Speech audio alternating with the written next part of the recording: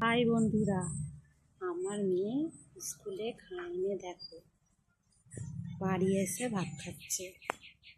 আর ওই যে আমাদের ময়নাটা খাঁচায় ভর্তি করে রেখে দিয়েছে, একদম চাদরের টুকরো কেটে কেটে একটা গোটা চাদর কেটে ফেলেছে। খাইনি না, ঘরে এসে খাচ্ছিস? হ্যাঁ, আজ স্কুলে খাইনিস কেন? কি দিয়ে ভাত খাচ্ছিস? আলু ভাজা আর মাংস? কি ছাট ছাট খাচ্ছিস? তুই ছাট খাস? খাই কেমন টেস্ট ছাঁটের? হবে। ময়নাকে দিয়েছিস? ওই যে ময়না ওই কোণে কি করছে?